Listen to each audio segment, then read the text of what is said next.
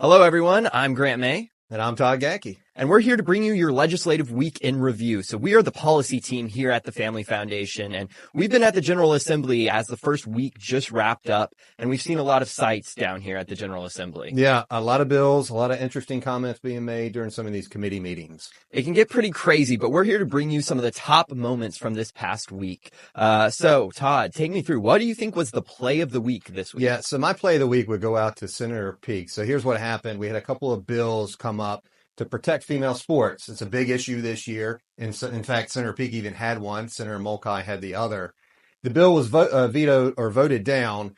And one of the comments that was made is, what are you going to do to ensure that this is a biological male or a biological female? There's a little bit of laughter over it. Well, a little while later, a bill comes up dealing with sports physicals. And during the testimony time, there was a pediatrician that came up and talked about giving sports physicals. So Senator Peake used the opportunity to ask that witness to say, how can you determine if it's a boy or a girl, if the child is a boy or a girl? And so the pediatrician says, well, I examined them from head to toe, and then I noted in their file if they're a boy or a girl. So there you have it. That was the play of the week.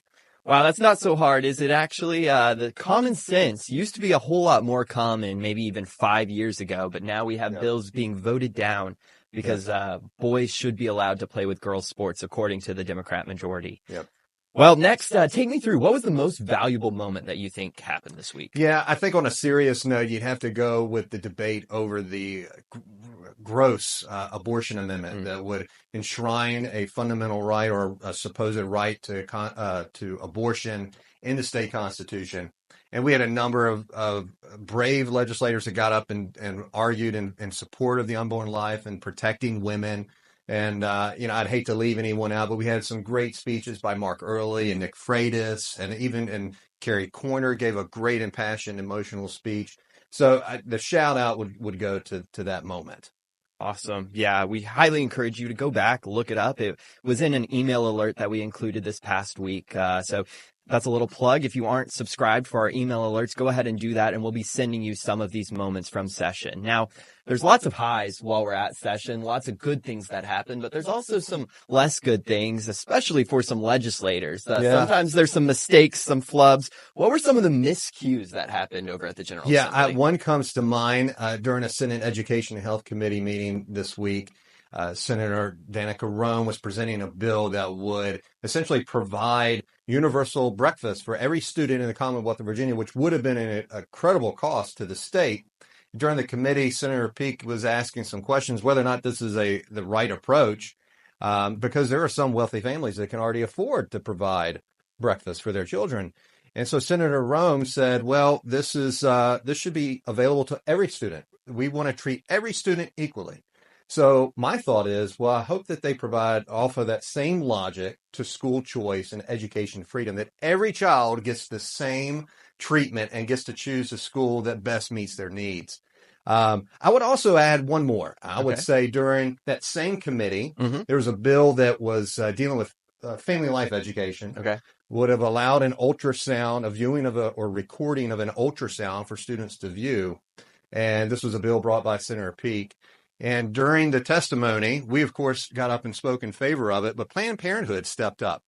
And they said that this would actually provide misinformation to students. And a scientific, factual ultrasound was misinformation that would promote anti-abortion views. So just to get this straight, showing an actual real-life ultrasound, a recording of an ultrasound, would propagate misinformation according to Planned Parenthood? According to Planned Parenthood on this, Wow, you can't get much crazier than that. All right. Well, session's still going, so give us some time. That's true. We only got 1 week down.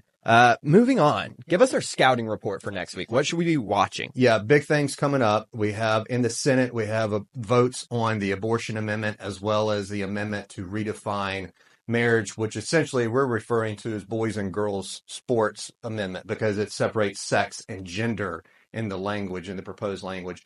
And then there's also going to be a big debate over a bill that would essentially undermine and undercut the religious exemption for homeschool families that many families use, violating their religious liberty, undermining parental rights. So that's going to be a big issue this coming up week. Awesome. Well, we'll be there. We'll be paying attention to all of it. We'll be letting you know. Be sure you're following us on X at TFFVA. We'll be giving you real-time updates. But thank you so much for tuning in to this week's Legislative Week in Review.